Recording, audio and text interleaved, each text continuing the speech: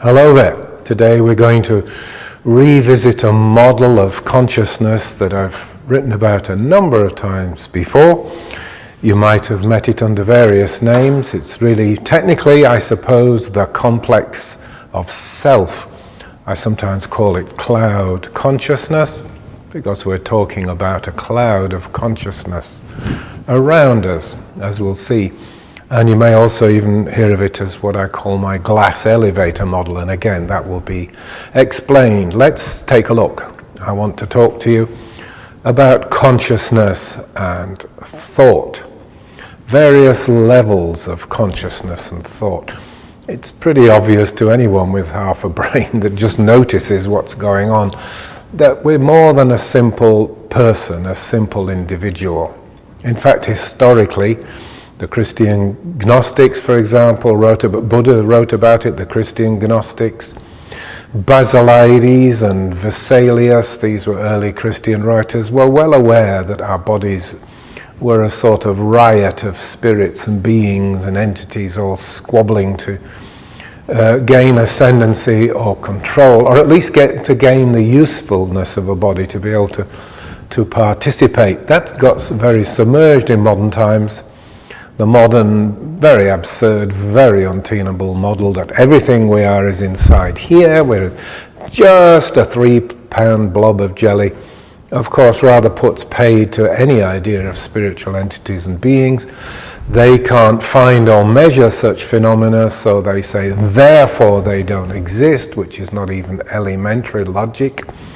If all you've got to look for something for is a flashlight, and you're in a giant cavern thousands of feet across, the flashlight will never reach the walls and never tell you that you're in a cavern.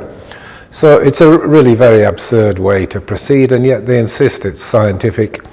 The modern mechanistic scientific view is that everything's mechanical, it's all matter, it's all stuff. There isn't anything that isn't. Why isn't there? Well, because we say there isn't. And if there is, or if there's any evidence there's more than that, well, the evidence is delusory, or it's even fraudulent. They've used these kind of terms. All right, so, a pretty big territory. It begs a fundamental question, which I believe I've answered with Supernoetics, and I believe I've answered it in champion style, which is, can the human mind understand the human mind?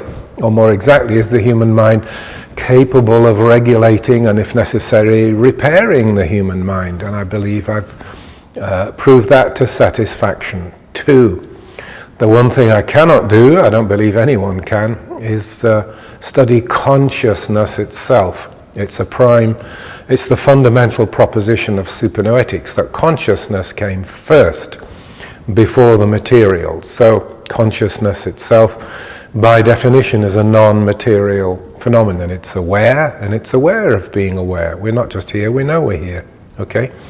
But it can't examine itself in the same way that a knife can't cut itself. You have a knife, you can't argue, the knife is there, but it can't cut itself. Consciousness, you can't argue, it's there, we wake up to it every day. But it's not really capable of looking directly at itself. We can infer what it's doing from the functions of the mind. And yes, I'm making the point, mind and consciousness are not the same thing. Now, various workers have looked at this over the centuries. Buddha was a prime example. Excuse me. I've always thought of Buddhism as a really good psychology rather than a religion. Of course, there's a lot of religious claptrap surrounding it now, but as originally described, it showed some pretty wonderful understandings of the mind. But in more modern times, people like Gurdjieff, for example, Georges Gurdjieff, he was interested in this, and he tried to, he called it the fourth way, which was looking at ourselves, examining and inspecting ourselves as we go along. He called this self-remembering.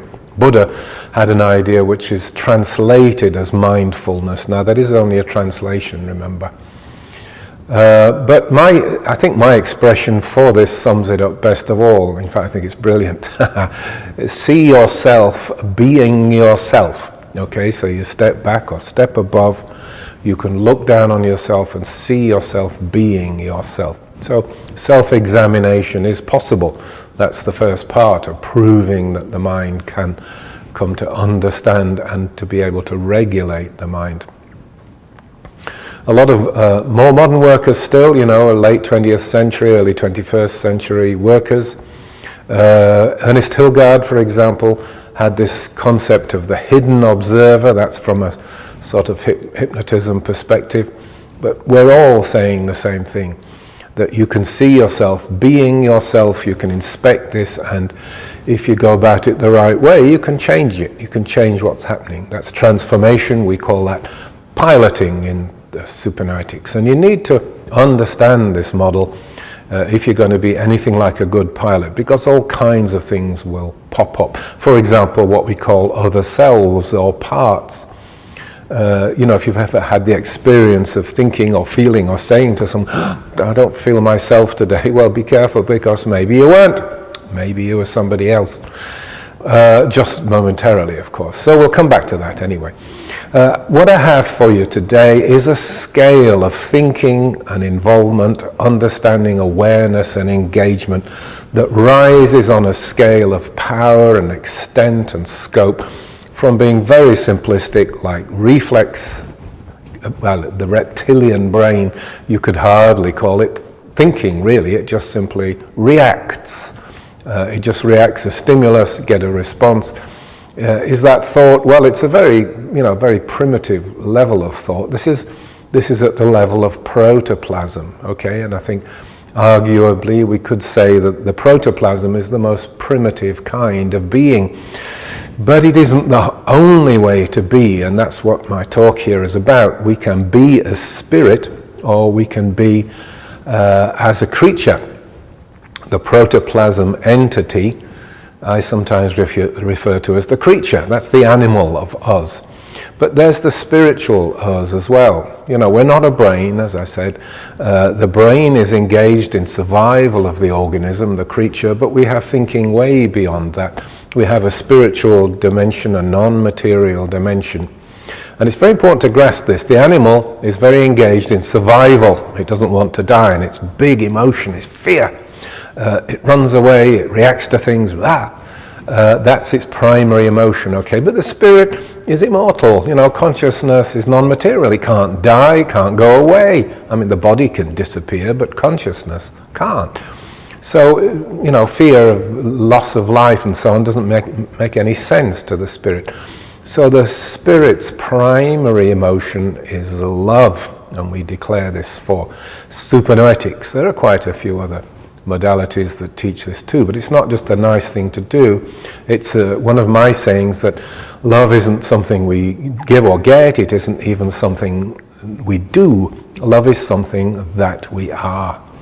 Okay, so there's this phenomenon that Melvin Connor, as a medical doctor anthropologist, called the Tangled Wing. In fact, he wrote a book of that title, effectively saying that we're in a struggle between our creature selves and our spiritual selves, and they get mixed up, and the tangled wing, we want to fly as spirit beings, we want to be angels and out there, exterior beings, out of body, and travel the cosmos and beyond in other dimensions. We'd love to do all that kind of stuff. Go find God, if you like, to put it in a simple phrase, but we've got this physical thing that won't let us do it.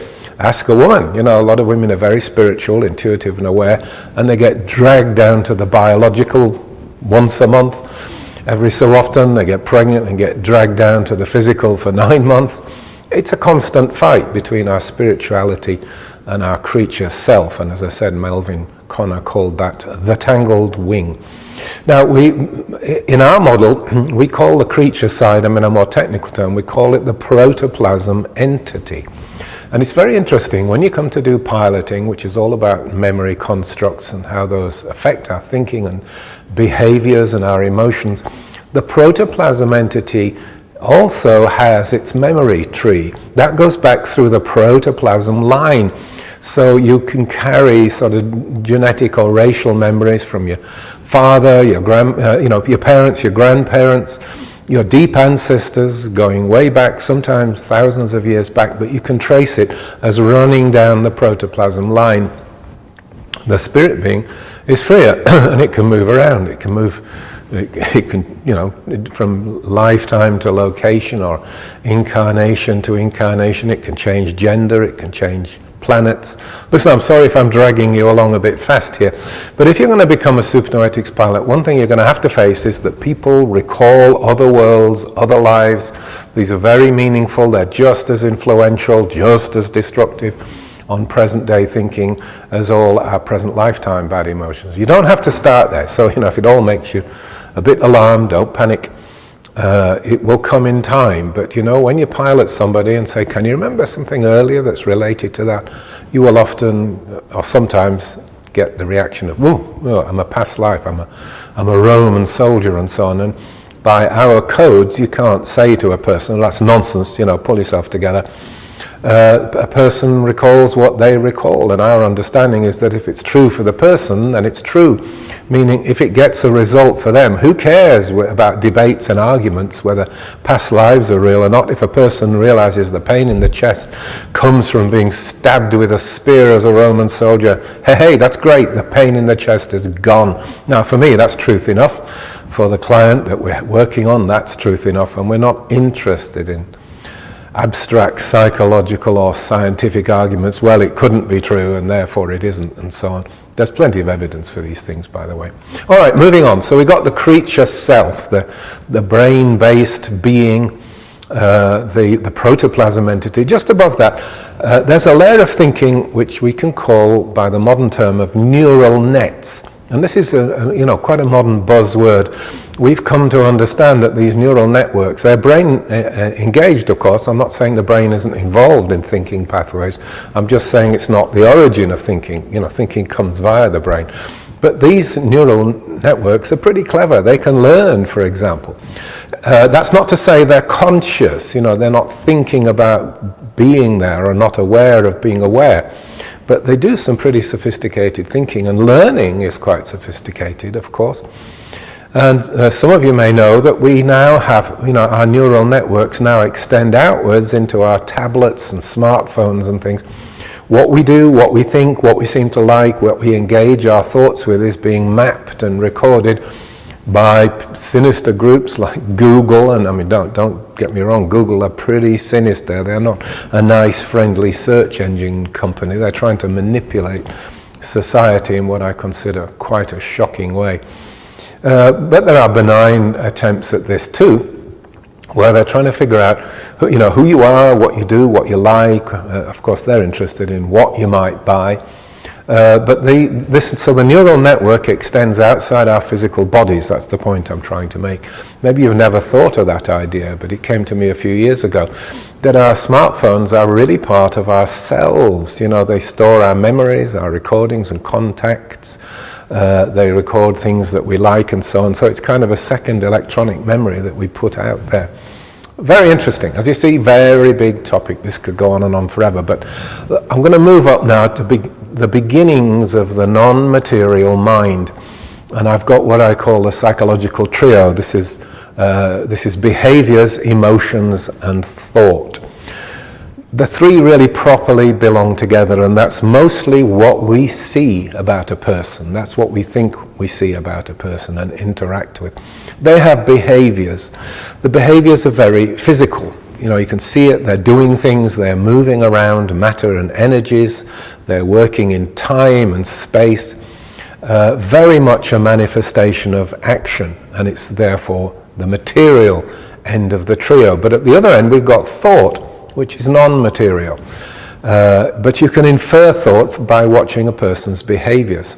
Now, right between the two, we've got emotions. Now, to me, emotion is the very significant changeover point between the physical entity, the protoplasm entity, or the creature, as I called it, and the non-material space of mind and being that's infinite and extends outwards and is certainly nothing to do with the brain. So these three properly belong together. Now, we'll come in a moment to a sort of level of knowing and awareness to do with consciousness. But if you think about these three behaviors, emotions, and thought, they all have this non-material, I should say of non-verbal. It is, the switch between material and non-material. But these can function at a non-verbal level. You can see that in animals, for example. They don't have language, they don't have words, but they clearly think certain things. They clearly experience emotions, ask any dog owner, and they have behaviors that clearly relate to what they're thinking, sometimes quite sophisticated behaviors. If I do this and I do this, I'll be rewarded with a bowl of dog biscuits. So there's no question they're engaged in these, and these function in a non-material way, but as I said, I keep saying non-material, in a non-verbal way. But I will come back to that, okay? Before I move up abovwards, I want to come back to what I just said about the cell phone metaphor and neural nets, and I'm going above neural nets now. It's just, it's a metaphor or an allegory, if you like, of what actually is going on with mind and being. See, modern science says we're all the brain. We're a physical 3-pound blob of jelly, and that's what we are. They like to play with scans and watch the things light up and say, see, that proves that we're just brains and all our thoughts come from the brain. If you talk to them about telepathy and prescience, psychokinesis and remote viewing and so on, how does that work with the brain? Oh, that's all baloney. Those things don't exist. And they just won't look at the tons and tons of evidence for these things that they do exist. They're stuck on that model. Now to me, and I want you to grasp this because it's a useful metaphor to compare the cell phone with the brain. The brain is like your device or your cell phone. It enables you to connect with your memories, to connect with your thoughts. It's part of the pathway of thinking and expressing yourself outwards. But it doesn't anymore mean that you are in the brain than the fact that a cell phone, smartphone, you can call New York. Does that mean New York is in the smartphone? No, of course it doesn't. Device is simply the means by which you connect with these things. Now, they say if we fool around with the brain, memories behave peculiarly. If you chop bits off, memories disappear. It's not as simple as that, by the way, because many experiments have been done cutting out almost the entire brain, and still memory doesn't seem to suffer. But, they're saying because we can tinker with the brain and interfere with your thoughts, that proves you're in the brain. Well, if you tinker around with a smartphone, you're going to get garbled messages. You might end up not being able to hear the messages at all. That doesn't mean that the city or the caller that you're speaking with is in the phone. Of course it doesn't. You know that. It's the same with what we call the radio station model. If you have a radio and turn it on, you hear voices, you hear music. Does that mean the musicians are in the radio? No, of course it doesn't. It's complete and utter nonsense. They might be 1,000 miles away. So please bear that in mind. There's no logical reason that we can't be a non-material self entity, and in fact that's what our model is all about. And listen, we're only part way through it. Let's move up now to what we call group mind or collective think, meaning a commonality of thinking, where we're not original, we're part of a force field that imposes thoughts on us. It has to do with the morphic resonance field. That's a more recent theory pioneered especially successfully and scientifically by Rupert Sheldrake. But what we know basically is that knowledge can be uploaded to this field and it can be downloaded elsewhere. We're talking about non-material fields. So there's non-locality. A dog learning something in London the learning can be downloaded by a dog in Sydney, Australia. It's the same field, and as I say, it's not that it's got to travel the distance. Non-locality, which is, the modern buzzword, means that things don't travel at all. Space, in that sense, is a bit of an illusion. This would explain why we get the strange phenomena of things like simultaneous discovery. For thousands of years, something is unknown, and then suddenly a person gets the idea, and then within weeks or days sometimes, another person, maybe miles away that never heard of them and are not connected in any way, suddenly gets the same thought, and then somebody else suddenly gets the same thought. The most famous thing was the discovery of calculus. Sir Isaac Newton came up with this brilliant idea, and he started writing it, but he didn't publish. It caused a lot of controversy because he failed to publish it. But we know, you're right, we've got the documents, so he wrote and the dates are all there. But George Leibniz, the German philosopher Leibniz, came up with the same idea just a few years later. He did publish, so the Germans like to say, calculus was invented by a German. Leibniz. Well, English, of course, like to say that's nonsense, it was invented by an Englishman. But there's no question that both came up with the idea separately. Isaac Newton couldn't hack this. He thought Leibniz must have somehow had spies or stolen his idea. But, look, if you look at the history of science, you'll see many examples of that same sort of thinking. It's definitely a morphic sort of learning field thing. And as a final example, we all know about the phenomenon called the 100 monkeys. This was first made known to the world by Lyle Watson in his book Life Tide. And the story in brief is that a particular Japanese monkey, a macaque, developed the trick of wiping potatoes before eating them. And she taught all the local monkeys, they cottoned on to the fact it was a very good idea. But what seems to have happened is that on numerous islands nearby that had no physical connection, in other words, the monkeys were not in the habit of swimming across, they didn't have cell phones to call their pals on the other island, and they didn't send telegrams. There was no connection, in other words, or no physical connection, but there was obviously some kind of non-material connection. Because the next thing you know, once enough monkeys on the first, it wasn't 100, it was just lots of monkeys, okay? But once enough monkeys on the first island had got the idea, it seemed to go out there into this morphic resonance field, and it was picked up by all the other monkeys nearby. So all of a sudden, all over the islands nearby, monkeys all started washing potatoes. It was a good idea, and it caught on, and it's given rise to this saying, the 100 monkeys effect. The scientists try and play it down, by the way, because it couldn't have happened, and therefore it didn't, even though they reported that it did. They're sort of backpedaling like crazy. Okay, now, so we're now up in some very esoteric level where we're non-material, we've got a spiritual or non-material being. We can think and perceive in that domain.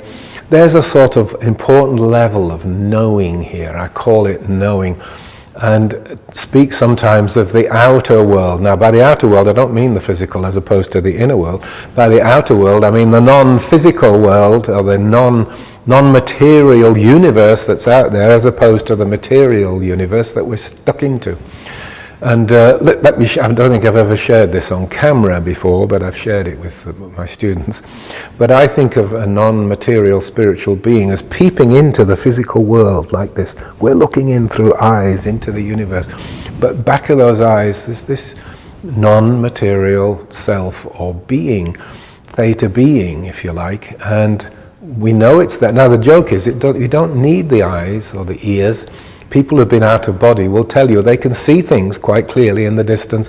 They can hear things being said, sometimes unconscious people, supposedly unconscious.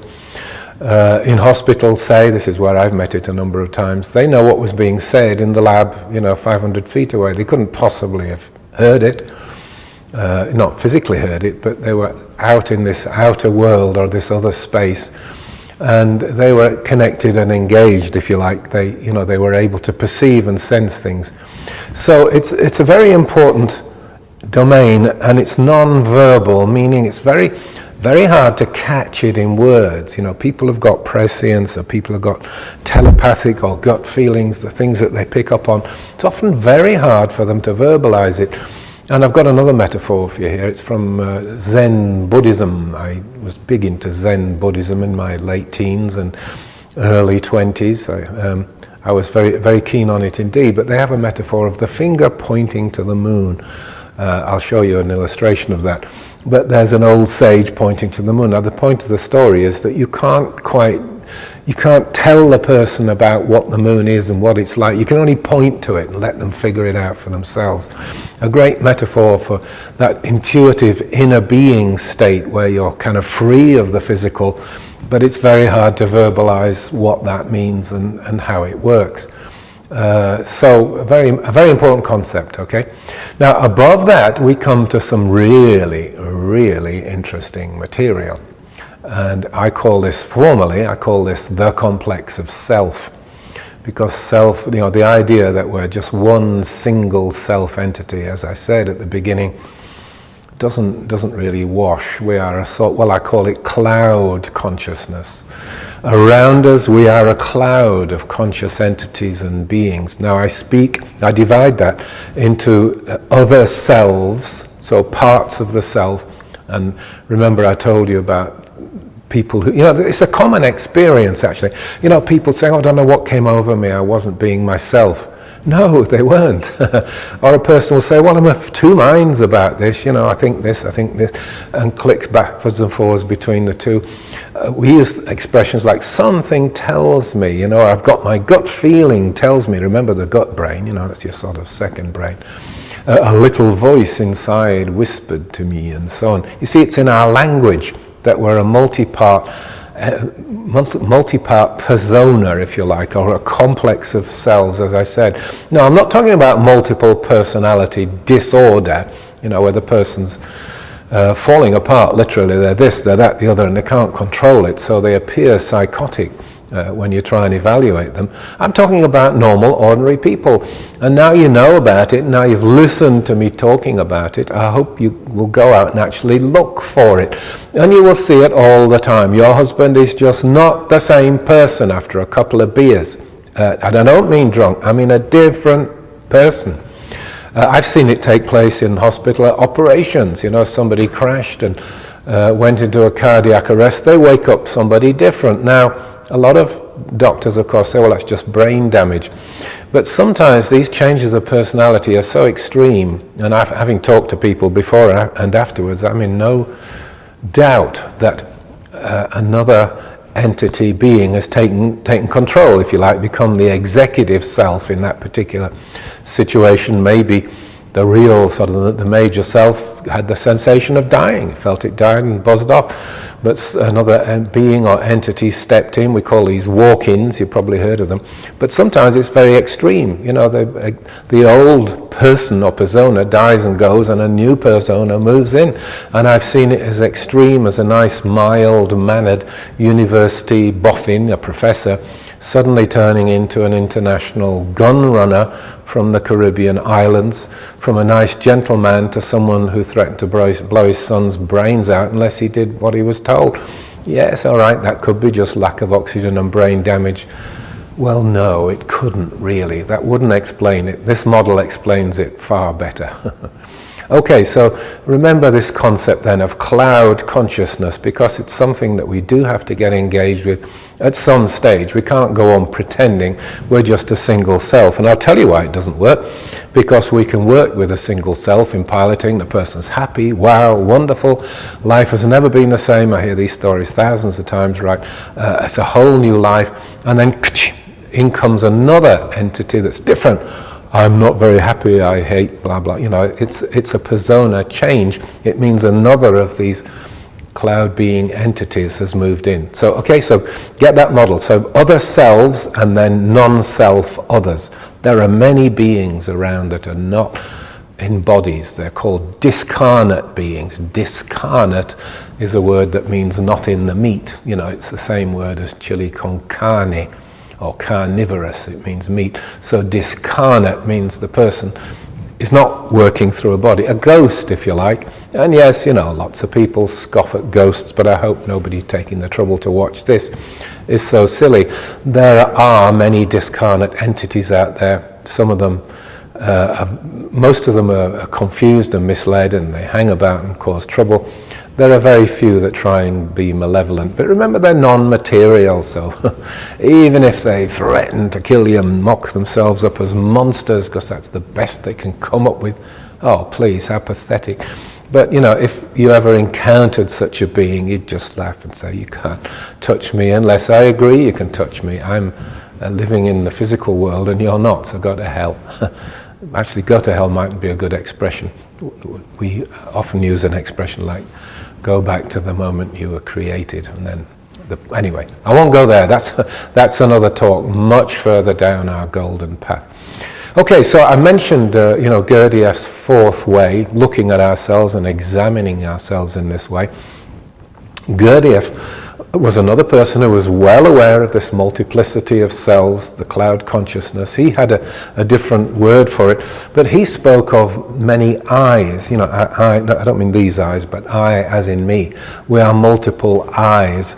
And he tried to train people, he called it the fourth way, tried to train people to spot when this was going on and peel off these layers. I've got to tell you, I feel it's horribly difficult. I've tried it, and many people have tried it, and the overwhelming majority fail. It's far too difficult. For one thing, we're massively charged up with unpleasant, negative past experiences. That's where piloting comes in.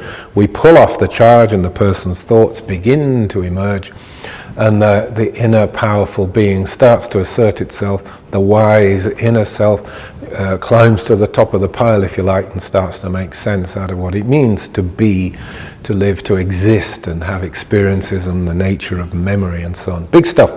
Okay, what's above that? Well, not a lot. Once you get to the, I call it the executive self that's running this pile, you know, all the way down to the creature and the neural nets, but the other cells and the non-self others, and manipulating the morphic field, and running into and out of groupthink and all these things down there below. So it's now putting its neck right over the parapet at the top. What's above? God. Now, I know it's a very loaded word. God as a being, I think, is a non-starter. I think that's a bit corny. That's from people riding camels and living in the desert 2,000 years ago. I prefer to think of a God as a structure, the God structure, or if you like, state, the state of God. It's not a being, it's not an entity. In fact, it's, in a sense, it's the opposite. When we climb that high and join in the God structure, we kind of evaporate as cells. And you can see that language in many writings of not just Christians, but religious writers of all kinds that have been through ecstatic experiences. And they all share the same thought, the same feeling, same idea, which is when you go to be one with God, the self will die. They sometimes even use the word, you know, I must die to be reborn. It's bad language. It puts people off and doesn't sound comprehensible. But you must agree to surrender. That's a better word than die. And right at the very top, you can go to this sublime state of infinite loving being, unconditional love. You know, people with near-death experiences describe this over and over. They're going back to join this God state. For some reason or whatever, they have some karma or some mission or purpose that pulls them back. So they come back to Earth, and they can tell us about it. They all say the same thing. It's a state. It's not it's not some old boy up there with whiskers saying, "Oh, welcome," or even a woman. It's a state of being, and the self will surrender. Not scary unless, I mean, it's a bit scary for me. I'm not very happy to surrender up my Keith Scott-Mumby. For one thing, I'm using it to help others. That's a Buddhist model, an ancient model, of an honorable state called bodhisattva, where you kind of got the story, you get it, you know, but you stay behind to help other people come through the gateway. And maybe it's boastful to see myself as a bodhisattva, maybe not, but the point is, if somebody showed me what to do tomorrow, I wouldn't do it. I'd say, nope, my body's still going, there's a lot of teaching to do, there's a lot of people who want to move up this scale. Now, this is the point I want to finish making. This is a true scale. Each layer is the one above, and you can get downloads and printouts of this, and you can study what I'm saying, so you don't have to memorize it. But one of the models that I've called upon, and I got this from Michael Neal, was the idea of a glass elevator. And I think it's a brilliant idea. You know the glass elevators you see on the outside of buildings sometimes, and you ride up and you can see down below you. You can see right down there, you know, maybe 40 floors below you. Kind of scary sometimes if they're very high. But you know, you're in a glass cage, and at each floor you can look down at the floors below. Now it's a bit like that with this model of cloud consciousness and the complex of self. You can look down, well, I suppose you could look down from the God level, I don't know.